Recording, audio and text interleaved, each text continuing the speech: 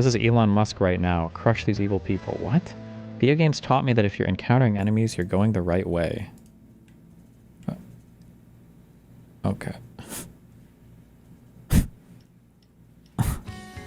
Hey, how many likes did that tweet have? Oh god, kill me. Okay, like 2,000. That's fine. Okay. In addition to the Privacy Act, experts told ProPublica that the administration may have broken other laws while violating the Constitution itself, including the separation of powers and a president's duty to faithfully execute the laws of the land. Failing to notify Congress before making major changes to the agency may have transgressed the Administrative Procedures Act, and freezing money appropriated by Congress for foreign aid could be in violation of the Impoundment Control Act. Why not? The same article claims there could be violations of the Administrative Procedures Act, Administrative Procedures Act, and the Impoundment Control Act. Big recommendation for my link above. Well, if you're recommending your own link, how could I not click? 46-minute video. What? Okay, later.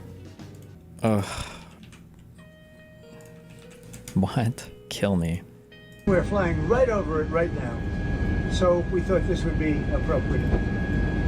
Even bigger than the Super Bowl. This is a big thing. And almost everybody now has assented to that. Attention on board. Ladies and gentlemen, if you could please direct your attention out the right side of the aircraft. Air Force One is currently in international waters for the first time in history, flying over the recently renamed Gulf of America. Please enjoy the flight, and we are now about to head westbound to Super Bowl 59. Wow, yeah. He did that well. That's a good...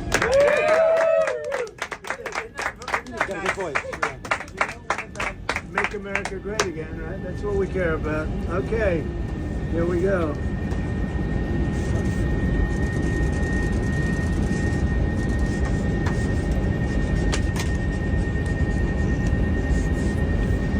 So this is a famous pen now, and we're flying right over it right now.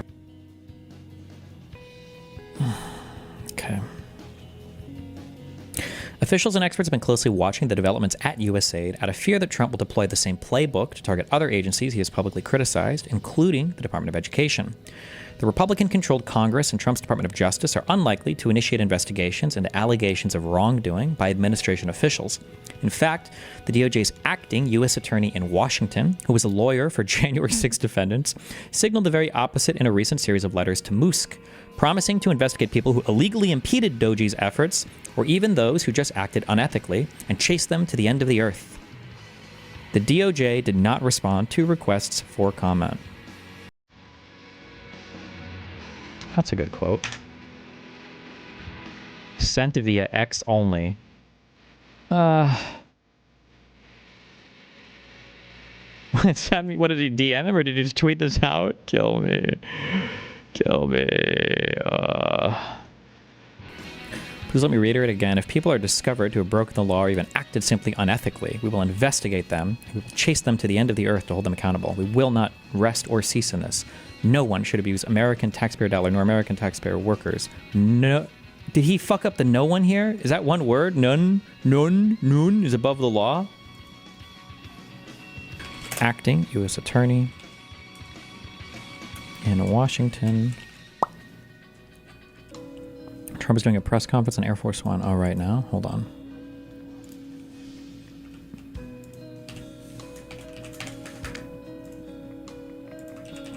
My leader, my president.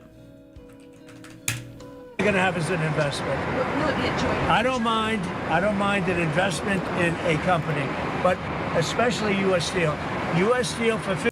Wow, yeah. He did that well. That's a good...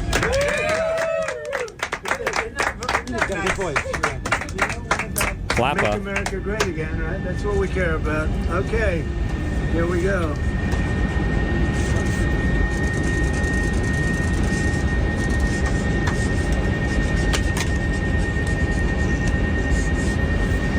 So this is a famous pen now. From President Backlund. Let's. Holy shit. A name change. Oh no, it's Aegon. Oh, never mind. We're back. And we're flying right over it right now. So we thought this would be appropriate. Even bigger than the Super Bowl. This is a big thing. And, Out of the aircraft, America. well, that's a good... Oh, you even got a little fucking map made. How cute. Wow. Isn't that nice?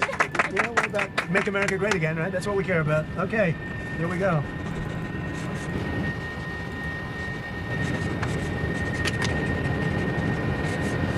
So this is a famous pen now, and we'll put it with something. I'll ask you to do whatever you think we should do with it, Mr. Secretary. Do you want to talk about, Doug, Secretary of the Interior, and also working with Chris Wright on extracting vast amounts of oil and gas and making our country rich? Would you like to say something? Well, with the Gulf of America, this is a historic day. We want to thank President Trump. His executive order is what set this in motion. We signed a secretarial order as Secretary of Interior directing the U.S. Geologic Survey, who is responsible for the database, which is the Geographic Names Informational System. And so just prior to this signing, if you will, the button was pushed. It became official with this proclamation to call today Gulf of America Day. But now it's going out. As we're sitting here right now, our team is calling all the map providers, so Google Maps, Apple Maps, all the map people. That change will take effect this afternoon to Gulf of America. So again, fantastic. Thank you, President Trump, for setting this all in motion with your executive order. It's an exciting, fun day, and great to do this as we're flying over the Gulf of America. We thought it would be very appropriate. We thought it would be appropriate. Kathy, thank you very much for being here. It's been a very important part of his life. And who knows what would have happened to him without you. It might not have been good. Here you go. Okay. Have you talked to Mexico about this? Actually, interestingly, I've never spoken to him about it. It was our call. And I have not spoken to him about. I've spoken to him about many other things, but I haven't really talked to him about this. They have never brought it up. I'm a little surprised at that, but they've never brought it up. Sir, can you tell us about your conversation with Vladimir Putin? I don't want to do that. No. We're trying to end that war. It's a war that would have never happened if I were president. It would have never happened. But we're making progress. But I can't. Thank God. Can't talk about it. That's so. God, what a genius. I can't spoil my plans, but it's being fixed. But I can't give you a timeline. But trust me. Mr. President, and J.D. Vance said judges aren't allowed to control the executive power. What's your take on that? Well, we're going to see what happens. We have a long way to go, and we're talking about fraud, waste, abuse. And when a president can't look for fraud and waste and abuse, we don't have a country anymore. So we're very disappointed with the judges that would make such a ruling. But we have a long way to go. We have to look. We have to find all of the fraud that's going on. We have tremendous fraud, tremendous waste, and tremendous abuse, and theft, by the way. And the day you're not allowed to look for theft and fraud, etc., then we don't have much of a country. So no judge should be. No judge should frankly be allowed to make that kind of a decision. It's a disgrace. Mr. President, years ago, Gulf of America, Canada, Greenland, Gaza, all these are very muscular foreign policy. How does this align with America first? Because it makes us bigger, stronger, and better. It's so based. God, he's so based. He's so based. How does fucking threatening to invade everybody make us better? Makes us bigger, stronger, and better. Haven't you heard the Kanye song? Muscular foreign policy. How does this align with America first? Because it makes us bigger, stronger, and better, and more protective. We need Greenland because of national security, international security, world peace. And we'll have to do that. Canada, we'll see what happens with Canada, but the people of Canada would be paying less than half of the tax. If you look at the tax, they would be paying less. Like, I can't tell. Does he really think that there's any chance that Canada becomes the 51st state? Like, is that actually happening, or what? Less than half the tax. They don't pay very much for military, and the reason they don't pay much is they assume that we're going to protect them. That's not an assumption they can make, because why are we protecting another country? Now, I love the people of Canada. We have a great relationship. But if they became our 51st state, it would be the greatest thing they could ever do. It would be unbelievable. It would be a cherished state. And think of how beautiful that country would be without that artificial line running right through it. Somebody drew it many years ago with a ruler, just a line. You look at how beautiful that is. Wow, it would be very exciting. But if you look at Canada, it would be cherished as a 51st state. They don't pay their share of military in NATO. They pay very little for military. They're not protected at all. And the reason is they think we're going to protect them. The other thing is we subsidize them to the tune of about $200 billion a year. If we stop doing that, if we stop allowing them to make cars through tariffs and other things, cars, trucks, etc., what they make, they're not viable as a country. So would you agree that it's a more aggressive foreign policy than your first term? And why is that? It's more aggressive. It's better. Why? Because I think I've had a lot of experience. And in my first term, I was fighting everybody because they were very aggressive toward me. I always said survival and taking care of the country, not necessarily in that order. But I had to take care of the country, but I had a bunch of lunatics like Pelosi and all of these people. They fought me, and we won. And, I had a lot of other things that were going on there. This time, it's much more, they've lost their confidence. I think they've lost the respect of the American people with, men participating in women's sports, with open borders, with transgender for everybody, for all the things that they're doing. For everybody. So bad when you transgender for everybody. Oh, no. Allow people to empty their jails into your country with prisoners, killers, their mental institutions and insane asylums into Our country, this is what they're doing. When you allow gang members from Venezuela, but many other countries coming into our country, we're getting them all out now. They've lost their credibility, but they've also lost their confidence. So I have more time to do what I want to do. So we're making our country larger. We're making our country stronger. And in the case of Canada, if this should happen, I don't know how they can do it without us, because without the U.S., Canada really doesn't have a country. They do almost all of their business with us.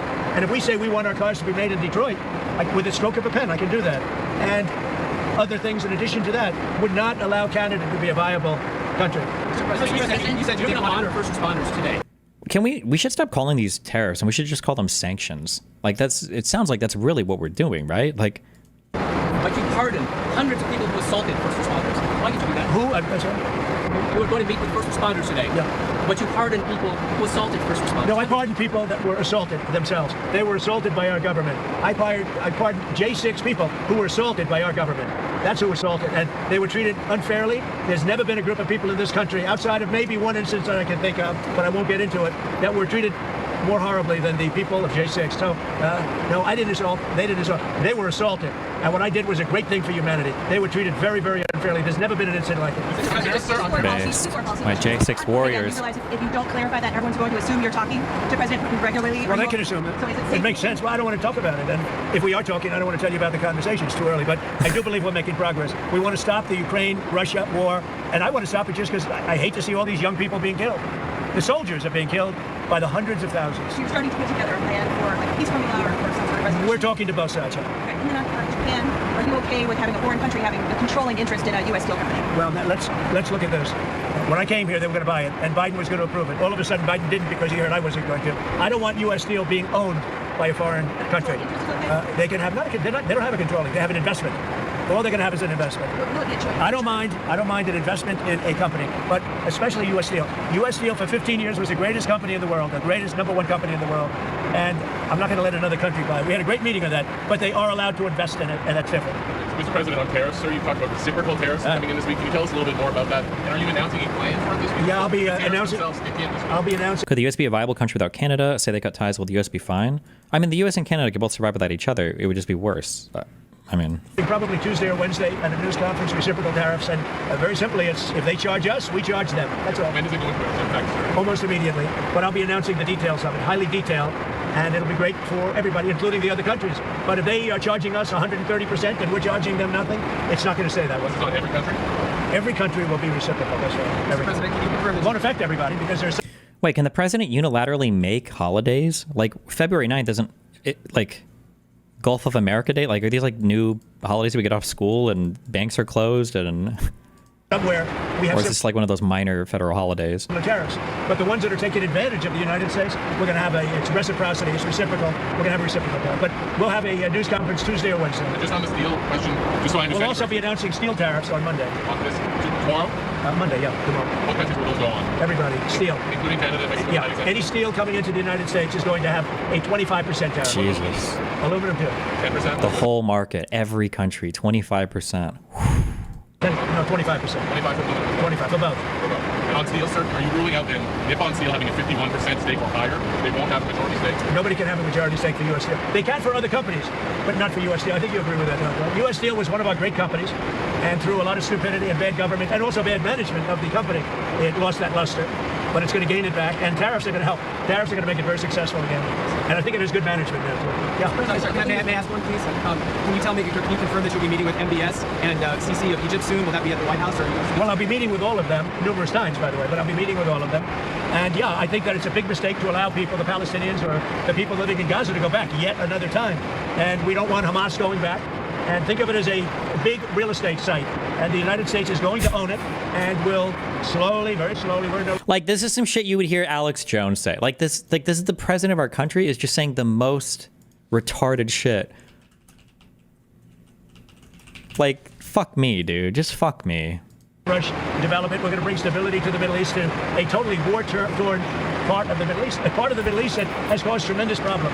tremendous problem, the Gaza Strip, and we'll own it. It's totally demolished right now. It's a demolition site. It'll be reclaimed. It'll be leveled out, fixed up. There won't be anybody there. Hamas won't be there. We'll be building through other of the very rich countries in the Middle East. They'll be building some beautiful sites for the people, for the Palestinians to live in. They'll be living in harmony and peace probably for the first time in hundreds of years. And just to clarify, I know you don't want to tell us about your conversation with President Putin, but can you clarify whether you had that since you've been in office, or whether it happened before you became president? I've had it. Let's just say I've had it. And I expect to have many more conversations. We have to get that war ended. It's going to end, and we have to get it ended. And we have to get it ended. So should have never happened. Would have never happened if I was president. President, a couple years ago, your vice president said that suggested that if the Supreme Court rules in a way you don't like, just let them enforce it. Do you agree with that? Say it at the last part. The vice president suggested that if the Supreme Court rules in a way that you don't like, they can just enforce it by themselves. Do you agree with that? I don't know even what you're talking about. Neither do you. Who are you with? Up close, sir. Who? Up close. Oh, no wonder. I thought they died. Are they still around? I haven't read them in years. I thought they died. All right, go ahead. Who else? Well, on security clearance, it's been yanking a lot about. Why is it becoming safer to take away the AG security clearance? Is that a form of retribution? If there's somebody, no. If there are people that we don't respect, if there are people that we thought that were... Do they have the door open? Why? It's not normally this loud in the cabin, is it? In an airplane? Well, like, why is it so fucking loud in here? Breaking the law came very close to it in previous years. We do it. And we've done it with some people. We've done it with Biden himself. We think our country is not as safe if you gave him clearance. We don't think he knows what he's doing. And what he's done to this country is a disgrace. And what he's done in terms of allowing criminals, murderers, drug lords into our country, people from mental institutions into our country, he should be ashamed of himself. Is that a really valid reason? On deportations, there's been some reporting. Windows open so they can repaint Gulf of Mexico to Gulf of America. You've been upset that there haven't been more deportations. Can you clarify that? I think they're doing an incredible job. It's very tough. Deportations, finding murderers is not easy. Some of them are actually very smart. They shouldn't be in our country. They wouldn't have been. We had beautiful, we just set records for closure. We have the strongest border we've had in many years, since my term. But even for many, many years, decades before that. How can you even measure that? You've been in office for less than a month. What? They're doing an amazing job, I think. Tom Homan's doing an amazing job. Kristi Noem's doing an amazing job. But it's not easy finding murderers who know they're being looked for. But we're sending out thousands of people. We're getting rid of thousands of criminals from our country. So, do you expect to meet him in person? Where? Putin. Do you anticipate meeting with him? I would imagine I would be meeting with Putin, yes, at the right time. I think at the right time, at the appropriate time. Gaza. The White House press secretary told us last week that you're committed to rebuilding Gaza. Steve Witkoff said that process would take 10 to 15 years. Does your commitment to rebuilding Gaza extend beyond your time in office? I'm committed to buying and owning Gaza. As far as us move back, there's nothing to move back into. The place is a demolition site. It'll be, the remainder will be demolished. Everything's demolished. I mean, you can't live in those buildings right now. They're very unsafe. But we'll make it into a very good site for future development by somebody. We'll let other countries develop parts of it. It'll be beautiful. People can come from all over the world and live there. But we're going to take care of the Palestinians. We're going to make sure they live beautifully and in harmony and in peace. And that like, pro-Pallies were making the retarded argument that Israel always planned to ethnically cleanse and take over the Gaza Strip. Pro-Zionists were always making the retarded argument that they were always going to allow Palestinians to live there. And what nobody realized was that actually the United States was going to ethnically cleanse and take over all of the Gaza Strip. Nobody saw that coming. They're not murdered. This has been the most dangerous site anywhere in the world to live in. Hamas has been a disaster. And by the way, I have to tell you that I watched the hostages come back today, and they look like Holocaust survivors. They were in horrible condition. They were emaciated.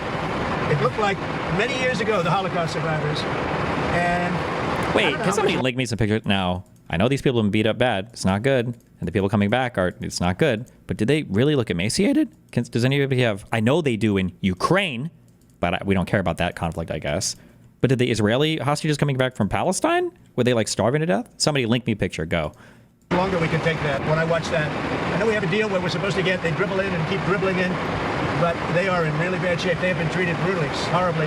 Even the ones that came out earlier, they were in a little bit better shape, but mentally they were treated so badly. Who could take that? At some point, we're going to lose our patience. When I see that scene that I saw today with people coming out of helicopters and airplanes that are emaciated, that look like they haven't had a meal in a month, no reason for that, and I don't know how much longer we can take it. Do you mean you want to recast? I don't know how long we can take it.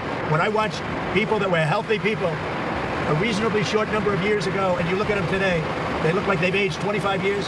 They literally look like the old pictures of Holocaust survivors. The same thing. I mean, the same thing. Okay. I mean, they look rough. I don't know if I would say emaciated, but who cares? Whatever. I don't know. I don't know how long we're going to take that. Have you got some advancement in your proposals for some of the Gulf or Arab nations to take some of the Palestinian people? And if Yeah. not, what do you think the reason is for their hesitance? Is there some very honest reason that they've even told you privately, or do you think why they're hesitant to take the Palestinians? Why are they hesitant to take them? Because they never spoke to me.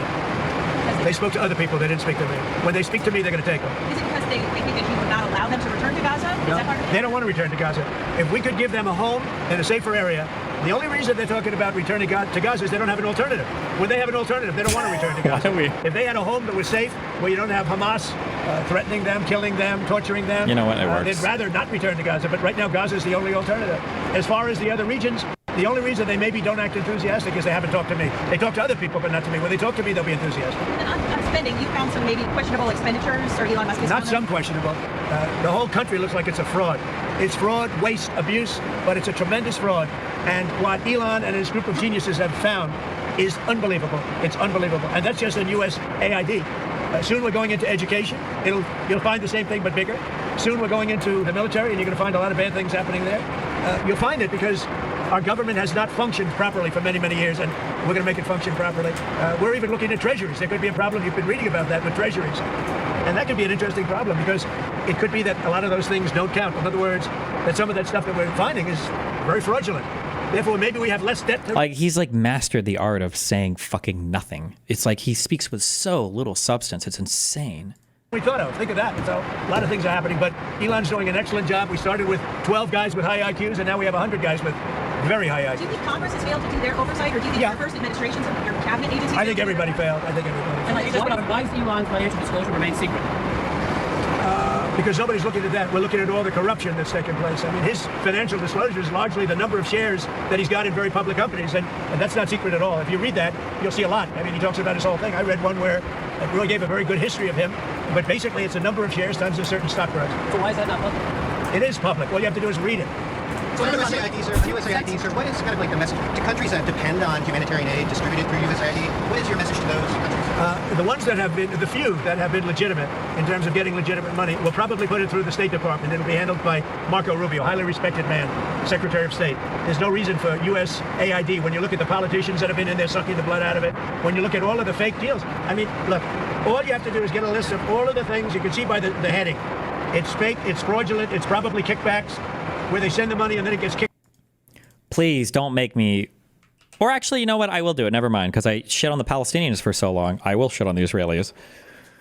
Well, fuck, it's also personal to you. Listen, I'm sorry. I don't want to be mean, okay? But you said, my friend's dad, their family reaction to seeing him losing all that weight, chilling photo. First of all, I'm not getting memed, am I? This isn't like a famous photo of some other completely unrelated bullshit, right? Like, they're probably crying because they see him for the first time in fucking however many years, right? Like, it's, or not, or no, actually, Jesus. In over a year, I guess, right? I seriously, like, I don't know how you could look at this and be like, oh my God, they're definitely crying because it looks like he's lost weight. Is it 15 months? Yeah, 15 months. They're probably just emotional because they're seeing him for the first time in a long time. No matter what he looks like, I imagine they would be crying. Reverse image search. This is going to be some fucking sports photo with some stupid sports ball team losing.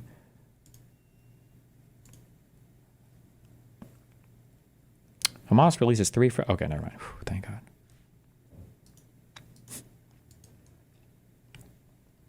It's good that some of them are coming back, though. I mean, that's good. It's an Arma 3 photo. Kill me. Kick back to the person that sent it. So the ones that are good, and there are not many of them, but the ones that are good, and there are some, will probably have that be handled by Marco Rubio in the State Department. Will they take on some of the USAID workers? They could, if they like. Will it still be called USAID, Mr. President? I don't know that it's going to exist. Why would you need it? The State Department can take care of Do it. you think the amount of spending on foreign aid will decrease also, or just the number of employees? It should decrease, yeah. I hope it decreases. Yeah, like how much? When we have $36 trillion in debt, and we're taking care of countries that are very rich and sending aid to countries, in some cases, that are rich, in some cases, they're not rich. But no, it should very much decrease. But it won't be the scams that you've seen. Another company, NIH, put out a memo on Friday night. It's going to cut $4 billion from the percentage that they pay to universities and public colleges, but all those states, not foreign countries. $4 billion. Is that okay to take Sure, off? sure. It could be okay. I mean, you have to look at the university. Some are legit. You could also say, why are we giving money to Harvard when it's got a $50 billion endowment? $50 billion. And yet they don't use that endowment to help their students. This is for research, like biomedical research. Well, that's fine. Look, we want to take care of research. We want to do a lot of things. But when you look at the USAID and you look at all the things and all the scams that was with, I don't have to go through it now, but I'll get you a little list. And you'll see one after another. There were very few legitimate. It was the opposite. Usually you find something wrong, like 1 out of 100. But this is the opposite.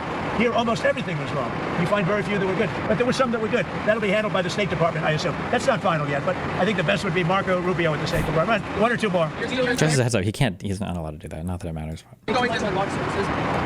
Is the Pentagon spending too much to launch services to space? I think space is going to be a very important element. You know, I'm the one that came up with Space Force. I'm very proud of it. Biden tried to get out of it, and he was really rebuked by the military. Did Biden try to kill the Space Force? Is that true? I think space is going to be one of the most important things we do. It's going to be all about space, especially defense. So space is very important. Would you accept Palestinian refugees into the United States since you're looking at other countries? I'd have to look. I think it's a very far distance for them to travel, but I'd have to look at individual cases. But I do think that coming into the United States, we're taking a lot of people, but coming into the United States, it's a long way for them to travel. They're far away from their families and their friends and everything else. I think they'd be very happy staying in the general area in a place that was safe, where they could be safe and lead a good life. They don't want to go back to Gaza. As I said, I've said it a lot. They only go back because they have no alternative. They don't want to go back to Gaza. So we'll see. We hope that we'll be helped. It's such a profoundly stupid statement, too. No, I mean, it's not surprising. Like, Trump doesn't know anything about really about anything in the world, save for, I guess, like Diet Coke and McDonald's or wherever the fuck he orders his shit from. Like, they only go back because it's like, yeah, okay, dude. Egypt, we hope that we'll be helped by Jordan. We hope that we'll be helped by other countries. We hope that some of the, like Saudi Arabia and others, can spend some money on it. They have tremendous amounts of money. They'll spend some money on making people comfortable and safe. One question about the Super Bowl. You're going to the game.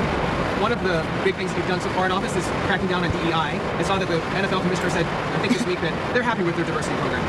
What's your Watch the Ryan McBeth video on Gaza takeover? No, you can link it, though. take on that? Would you like to see any changes there? I don't know what the diversity program is. To be honest, I know Roger very well. I'd have to look at what he said he's happy with. He was happy also with the flag and a lot of other things that didn't work out too well.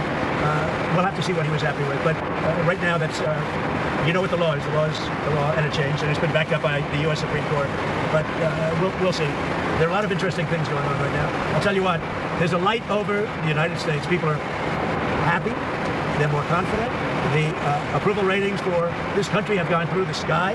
More than at any time we've had approval ratings that there's never been anything like it. We've never seen 49 points up. 49 points up. And I think there's a light actually long beyond this country, all over the world. I've been called by other leaders. They said, sir, there's a light over our country right now. There's a light over the world. We got rid of...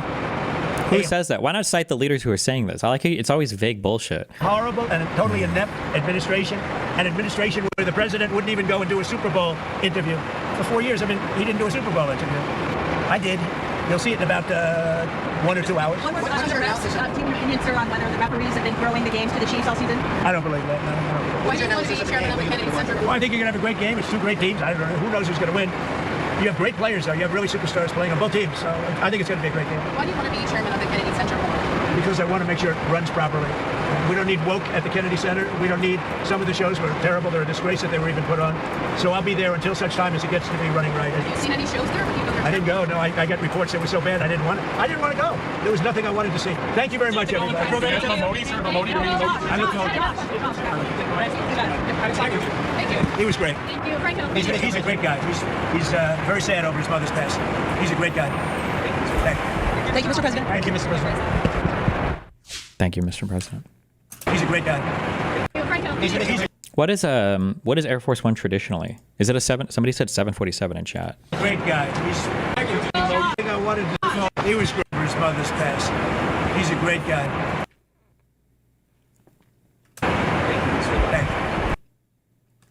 Thank you, Mr. President. Thank you, It's a custom 747. Mr. President.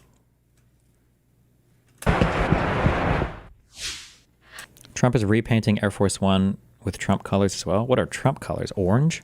Look at that. Thrissy. Holy shit.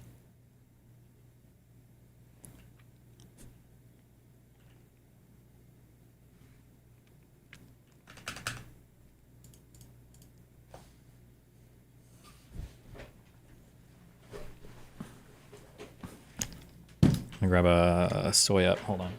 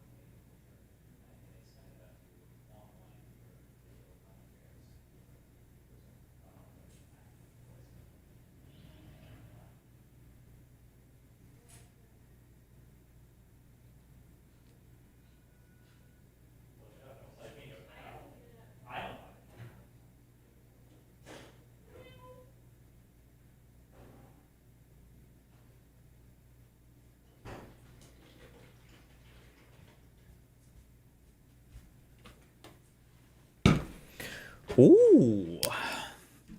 Okay.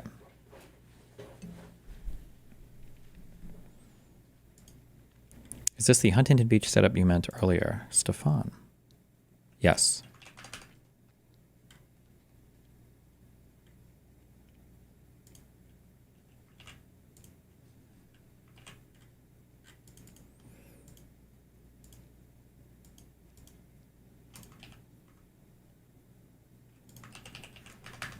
Wait, a couple more.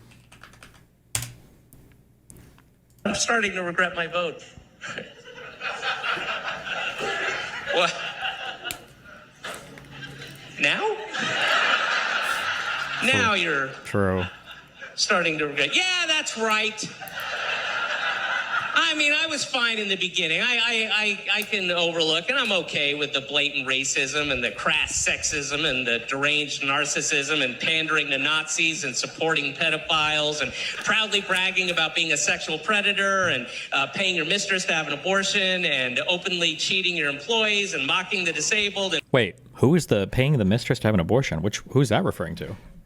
praising murderous dictators and the constant pathological lying, the petty vindictive cruelty, the staggering ineptitude, the unapologetic corruption, the nepotism, the mob ties, the calculated mendacity, ignorance as to how Herschel Walker? No, did Trump do this? American government works, encouraging violence against those that question your authority, the theft of our tax dollars to pay off your mountain of debt and or go golfing. Did I mention the relentless lying? You're a liar. Being a white nationalist, demonizing immigrants, the obvious... I was with you when you cheated. Epic. Absolutely. Epic. Question, because your colleague Jeff Merkley basically said he's prepared to try to shut down the government over some of these sledgehammer actions that he's seeing by Elon Musk. Are you prepared to shut down the government, to join Democratic colleagues who want to stand in the way of keeping the government open? Well, you have to look at what the Trump administration is doing right now. They are simply trying to they are simply trying to dismantle the government.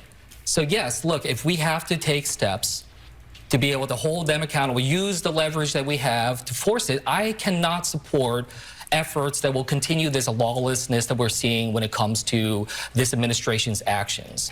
And for us to be able to support government funding in that way, only for them to turn it around to dismantle the government, that is not something that should be allowed. So just to be clear, Senator, you are open to voting yes to shut down the government, to make this point. This is on them. This is about whether or not they can get the votes. They are the majority, and if they cannot govern, then that's for the American people to see. But I've worked in government. I've worked through multiple... What do you think about that? Yeah, well, I mean, why would you approve any government funding at this point if this administration has made it clear that they're not going to spend the money? Fuck it. Government shutdowns. I would be the last person to want to get to that stage. But we are at a point where we are basically on the cusp of a constitutional crisis, seeing this administration taking... The only difficult thing is a government shutdown, is that just what they want? I don't actually know. Like, I don't know, man. Steps that are so clearly illegal. And until we see a change in that behavior, we should not allow and condone that, nor should we assist in that. Senator... Why are you linking me this? I should ban whoever like this. It's just going to trigger me. He's just going to be like laughing stupidly. Whoa, this is epic. Is this... Wait, what? Wait, Gulf of America Day? Thank you very much, everybody. Yes, Modi, sir. Modi, you're meeting Modi. I look forward to it. What? He was great. Thank you, Franco. He's a great guy. He's very sad over his mother's passing. He's a great guy. Thank you. Thank you, Mr. President. Thank you, Mr. President. Brett, so you just heard the We are now about to head westbound to Super Bowl 59. remarks regarding this news. I'd like to play it for you. Next. Is this live? Is this just happening now? We're right over it right now. So we thought this would be appropriate. Even bigger than the Super Bowl. This is a big thing. And almost everybody now has assented to that. Attention on board, ladies and gentlemen, if you could please direct your attention out the right side of the aircraft. Air Force One is currently in international waters, for the first time in history, flying over the recently renamed Gulf of America. Please enjoy the flight, and we are now about to head westbound to Super Bowl 59. So he's flying over... Well. Let me get this straight. He's flying over the Gulf of America, the renamed Gulf of Mexico, on Super Bowl Sunday, on the presidential jet, to sign an executive order for Gulf of America Day. That's so freaking epic, man. That's so freaking epic. God, I want to post about this on Reddit to all of my friends about how freaking epic this is. God.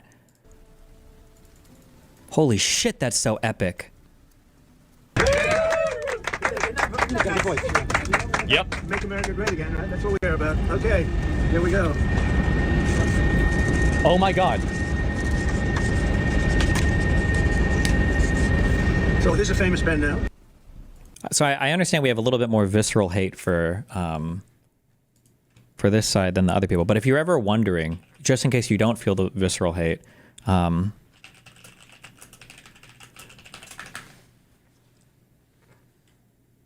fuck, what was that TikTok? It was like 9/11 for incels, this one.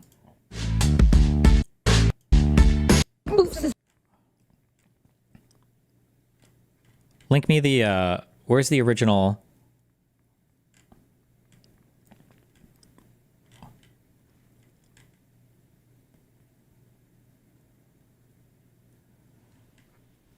What is it? Gen Z boss and a mini. Is it this? Gen Z boss and a mini. Gen Z boss and a mini. Itty bitty titties and a bulb. Itty bitty titties and a bulb. 5'3" and an attitude. 5'3" and an attitude. Secret product in the trench. Secret product in the trench. Have you ever wondered how angry right-wingers get when they watch this? That's the same feeling. This is basically doing the same thing, except it's like right-wing coded instead of left-wing coded. And he's celebrating something that's arguably damaging permanently our relationship with the rest of the world, whereas these women are just like dancing in an office and being cringe. So, you know, but yeah, that's the same type of feeling, basically. What the fuck? All right, well, you have it, a short video there from President Donald Trump. And in fact, we're getting another video into our newsroom right now. I do believe this is playback. Let's go ahead and watch this ahead of tonight's Super Bowl game. Let's take a look. Nice. Good job, guys. Name change from the Gulf of Mexico to the Gulf of America. And we're flying right over it right now. So we thought this would be appropriate. Even bigger President than the Super Trump Bowl. declares Gulf of America Day. Almost everybody now has assented to that. On board. Ladies and gentlemen, if you could please direct your attention out the right side of the aircraft. Air Force One is bound. Make America. So is today Gulf of America Day now? So this is a famous pen now. And we'll put it with something. So it's today. I'll ask you to do whatever you think we should do with it, Mr. Secretary. Do you want to talk about, Doug, Secretary of the Interior, and also working with Chris Wright? Wow. Extracting vast amounts of oil and gas and making our country rich. Would you like to say something? Well, with the Gulf of America, this is a historic day. We want to thank President Trump. His executive order is what set this in motion. We signed a secretarial order from the system. Here you go. Much for being here. It's been a very important part of his life. And who knows what would have happened to him without you. It still says Gulf of Mexico. Here you go. Guys, it still says Mexico. Have you talked to Mexico about this?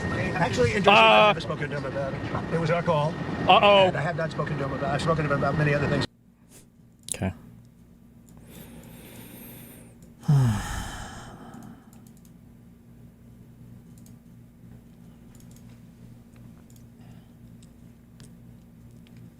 That leaves lawsuits. On Thursday, federal worker groups sued the administration, accusing Trump of violating the Constitution by systematically disemboweling the agency without congressional approval.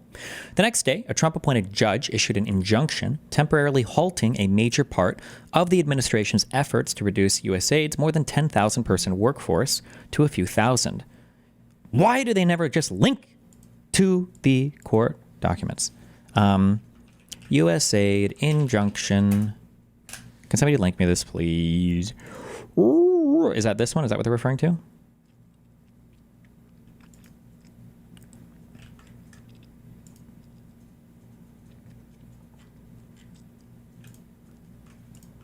Okay, assuming that's what this is.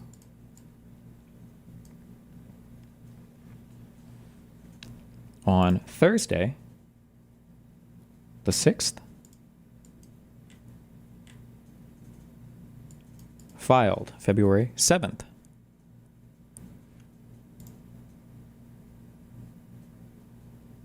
Okay, whatever. Maybe they file it a day later.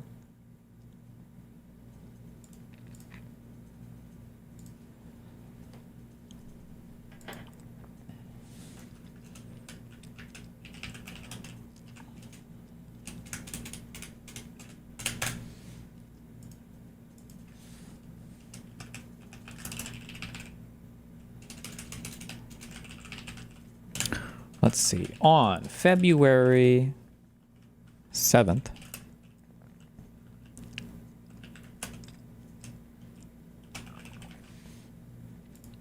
Why am I... why would you even link that? Bro, that's a that's a 1 month break. Bro.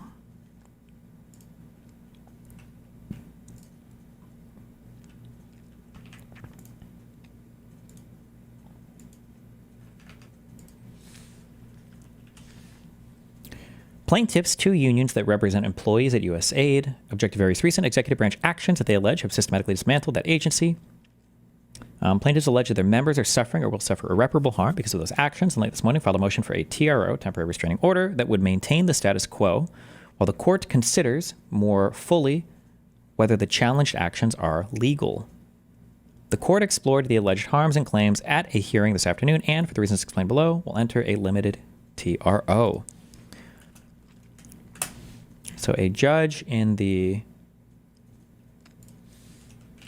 U.S. District Court of D.C. granted a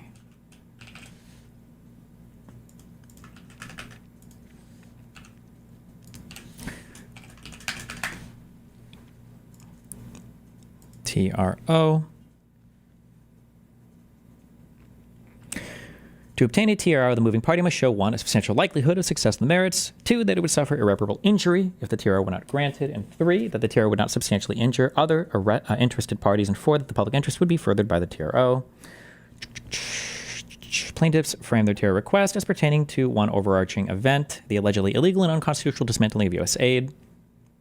But at the TRO hearing, it became clear that plaintiffs' allegations of irreparable injury flow principally from 3 government actions.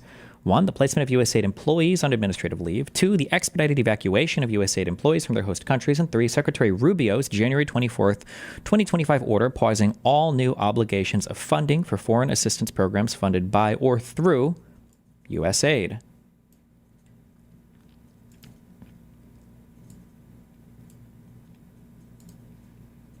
That's probably good to cite here. On January 24th, 2025, Marco Rubio signed an order pausing all new obligations of funding for foreign assistance programs funded by or through USAID. The court finds that a TRO is warranted as to the first 2 actions, but not the third. When the court receives plaintiff's TRO motion, it was not clear this is for administrative leave, how many USAID employees had been or would be placed on administrative leave, or even when precisely administrative leave entailed. The TRO hearing provided some clarity. The government reported that 500 USAID employees have already been placed on administrative leave, and that, absent a TRO, 2,200 additional USAID employees would be placed on administrative leave by midnight tonight. The government also reported that employees would still be paid while on administrative leave. Plaintiffs, meanwhile, contended, as they had in their complaint and motion, that USAID employees placed on admin leave, including USAID employees stationed abroad, lack access to the agency's email, payment, and internal security warning/alert systems.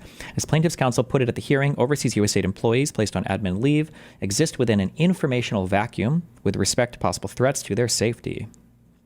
Taking the TRO factors somewhat out of order, beginning with irreparable injury, the court finds that plaintiffs have adequately demonstrated that their members are facing irreparable injury from their placement on administrative leave, and that more members would face such injury if they were placed on administrative leave tonight. Many USAID personnel work in high-risk environments where access to security resources is critical. Let's see. So it granted a TRO to protect USAID workers in foreign environments from harm due to lack of access to security resources. And then there was a second reason. At the TRO hearing, that placing employees on paid administrative leave in a garden variety personal action unworthy of court, or is a garden variety personal action unworthy of court intervention. What a great argument. Did you get Giuliani to argue these? Wait, what? But administrative leave in Syria is not the same as administrative leave in Bethesda. Simply being paid cannot change that fact.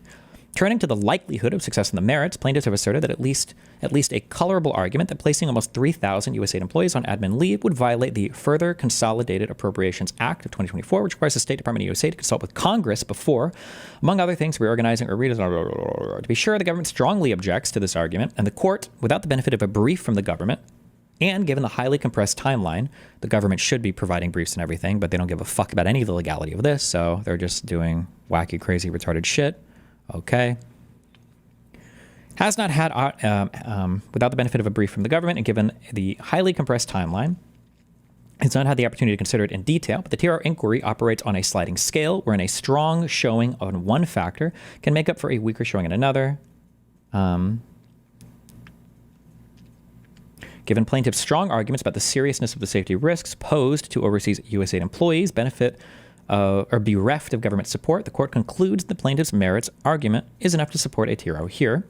The last TRO factor requires the court to balance the equities. When the court asked the government at the TRO hearing what harm would befall the government if it could not immediately place on administrative leave the more than 2,000 employees in question, it had no response, beyond asserting, without any record support, that USAID writ large was possibly engaging in corruption and fraud. The court thus has no difficulty concluding that the balance of the hardships favors the plaintiffs. A TRO as to this issue is warranted. Oh shit, so they tossed all of the real lawyers, and what, are the new White House lawyers like fucking Trump sycophants? Are these the retards that he had staffing his personal legal team? Who's representing the government here? Does anybody know in this, for this case? It won't state in the in this order, will it? I'm so curious who the representation is. This is like retard responding.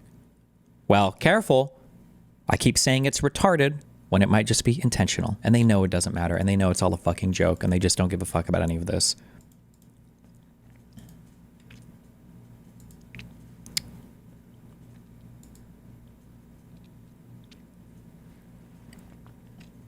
And then this is the second reason they granted the TRO.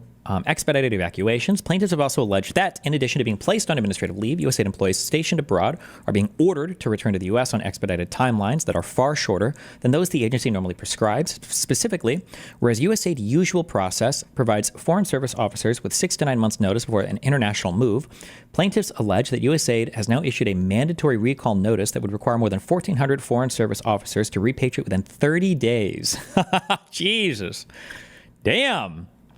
Plaintiffs have demonstrated that this action, too, risks inflicting irreparable harm on their members. Recalling employees on such short notice disrupts long-settled expectations and makes it nearly impossible for evacuated employees to adequately plan for their return to the United States. For instance, one of plaintiffs' members attests that if he is recalled from his foreign post, he will be forced to uproot his 2 special needs children from school in the middle of the year, setting back their development with possible lifelong implications. He also attests that because his family has no home in the United States and his children have lived overseas nearly their entire lives, there will be an inevitable gap, possibly a long one, before they are back in a stable routine. That medical professionals have determined they need to overcome developmental delays. For a lot of these people working some of these jobs, these guys might be overseas for years. The idea that you're like, in 30 days, you need to come back to the U.S., like, I don't even have a fucking home in the U.S., chief. Like, what the fuck? Jesus.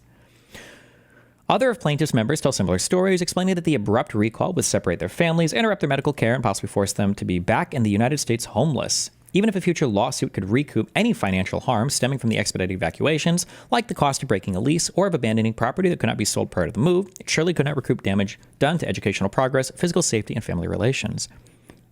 So a TRO to protect USAID workers in foreign environments from harm due to lack of security resources and due to the expedited expedited evacuation demand, 30 days, placed on all of the workers.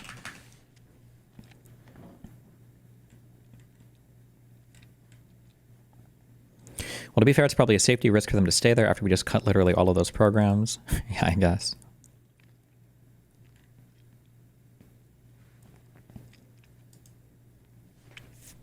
The remaining TRO factors shake out in a similar way as they did with respect to administrative leave question. Plaintiffs again have a plausible argument that the expedited evacuations are unlawful here because, on plaintiffs' telling, they flow from the ultra vires unilateral closure of USAID's overseas offices and operations, and the government, while opposing this argument, has not submitted any briefing on the issue, nor has the government articulated any harm that would result to its interests if it could not continue recalling USAID employees during the next week while preliminary injunction briefing proceeds. For these reasons, and again in light of plaintiff's strong showing of irreparable harm, the court finds the TRO is warranted.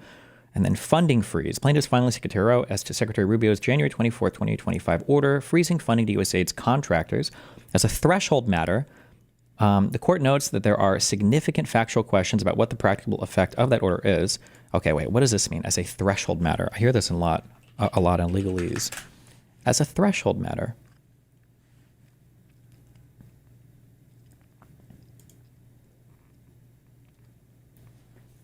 Threshold issues are the baseline requirements that a plaintiff's claim must satisfy in order for the case to proceed or for further action to be brought. Generally, we learn that a plaintiff must establish certain elements like jurisdiction, standing, ripeness, and mootness. As I have reflected on the human design thinking tools and concepts, I require a threshold element. Empathy. Wait. This is a different. Okay. Does that mean what a threshold matter is? Initially or primarily?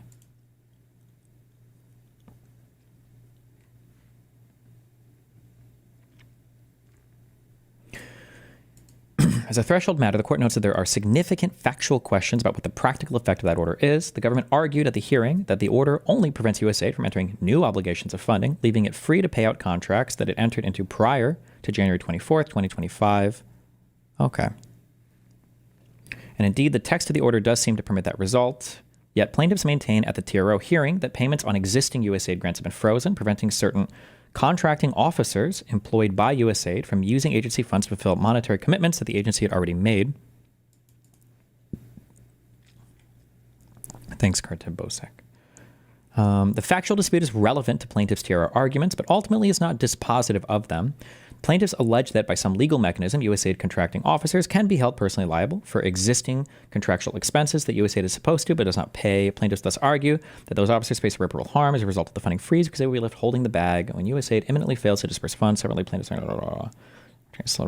even assuming the funding freeze indeed prevents payments. The court concludes that plaintiffs have not demonstrated resulting irreparable harm. Plaintiffs' claims about the risk of financial exposure for contracting officers are simply too speculative. They have not explained how or why contracting officers would be held personally liable for contracts entered into by USAID, nor have they explained. Okay, so that makes sense. Conclusion. For the foregoing reason, the court will grant in part plaintiff's motion for temporary restraining order. The court will enter a TRO as to the administrative leave and expedited evacuation issues until February 14th, 2025.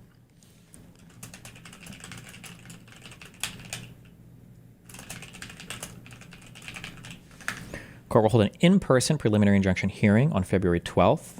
Government shall submit a brief in opposition to plaintiff's motions on or before 5 p.m. February 10th, and plaintiffs shall submit a reply brief on or before February 11th. Damn, that shit moves fast. But I guess there are injunctions and restraining orders and shit, so they would.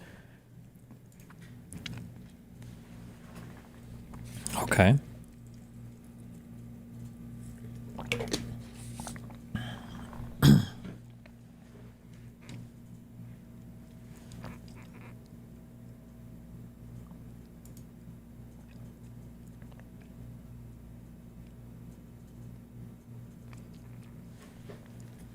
Are they respecting this order? I don't know.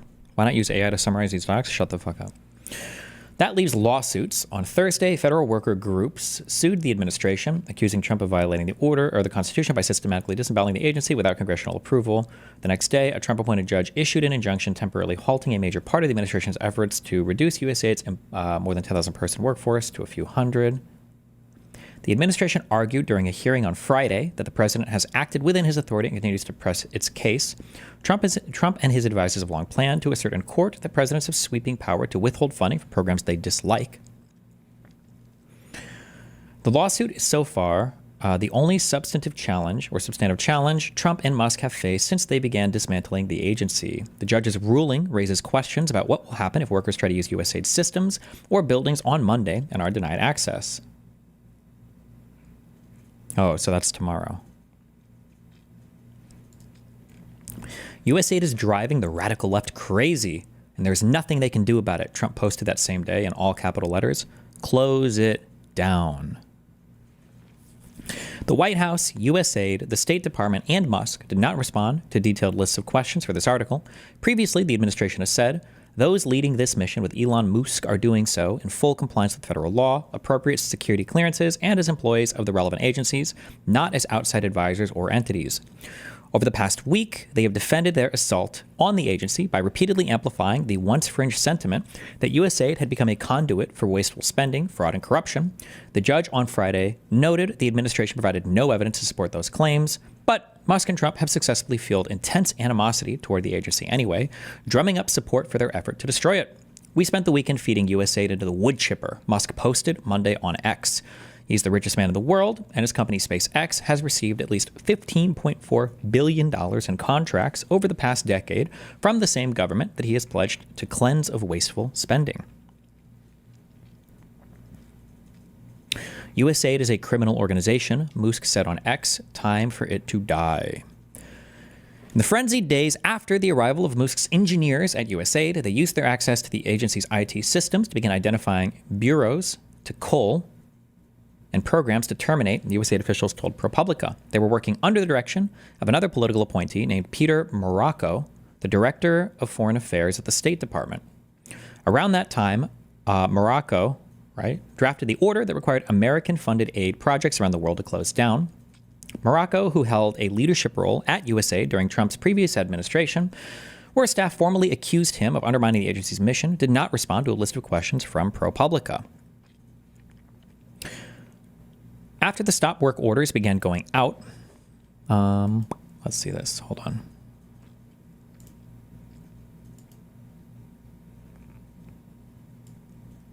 Is the same article? They are.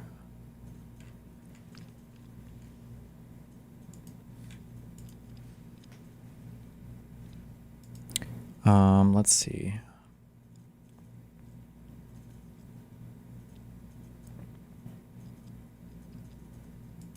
So what would have been, in the frenzied days after the arrival of Musk's engineers at USAID, allowed Doge engineers access the around January 31st. So, the days after January 31st,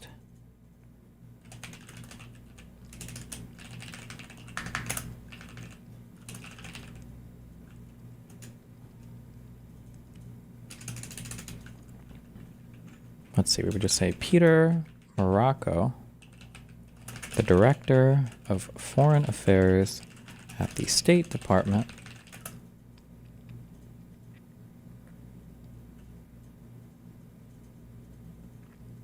can I see this order? Does anybody have a link to this order? Morocco drafted the order that required American-funded aid projects around the world to close down. What is that order?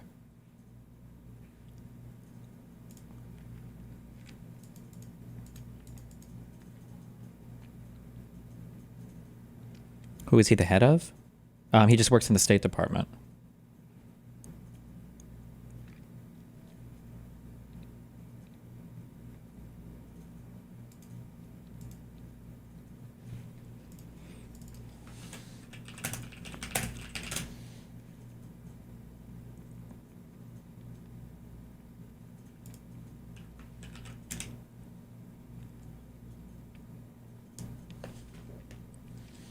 Fuck. I want to see this order. Is it drafted anywhere?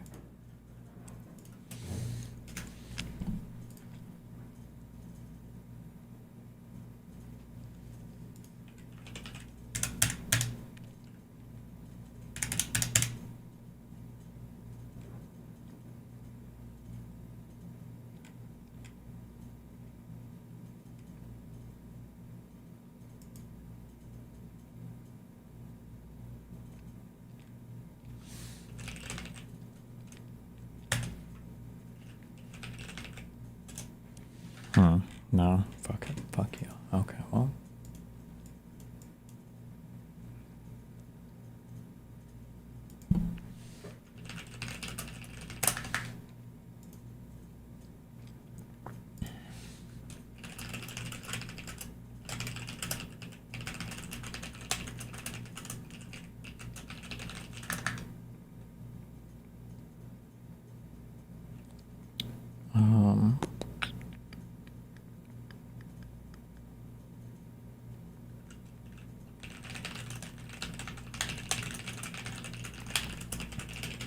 closed down.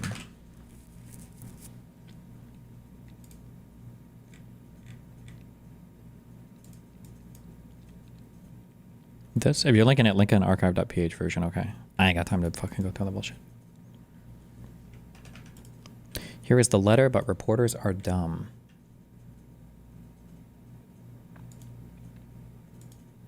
What do you mean reporters are dumb? This is unreadable.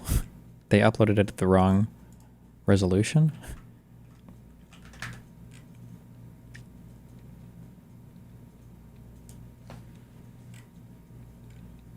Good one.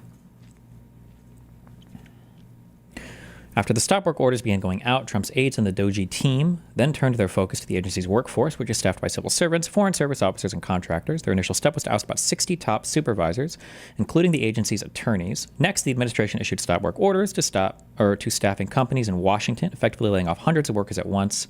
Presidents generally have wide latitude to cancel such contracts, though there is typically a deliberative process.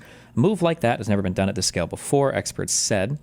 The workers who lost their jobs had no civil service protections, but that still left the bulk of the direct government workforce. The administration managed to figure out a way to sideline civil servants without officially firing them. They placed hundreds of USAID's career staff on indefinite administrative leave with pay, but without explanation, or simply locked them out of the agency's systems.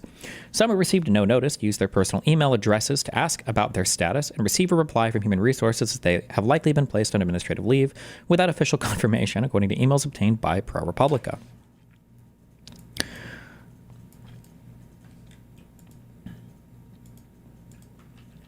Oh, thank you. Better resolution one. Nice. And this is on February 4th.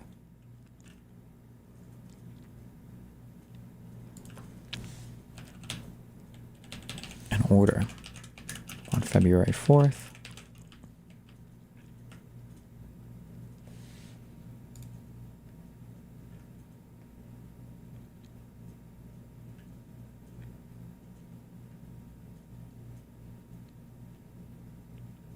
Damn. Thanks.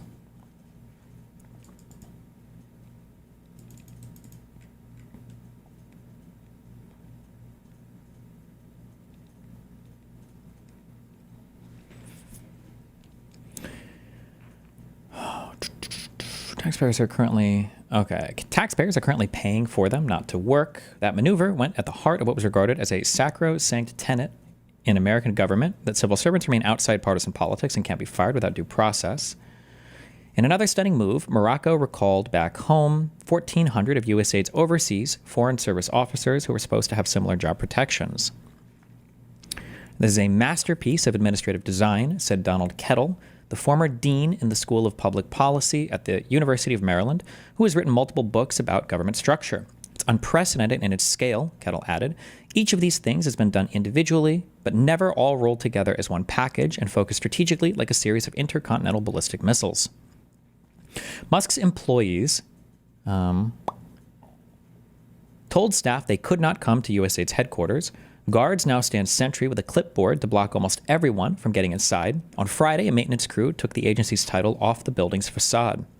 What happens now is unclear.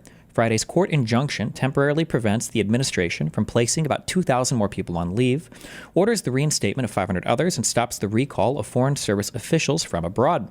In recent days, ProPublica has interviewed dozens of USAID officials and contractors who have found themselves suddenly out of work and cut off from the government they had devoted their lives to serving.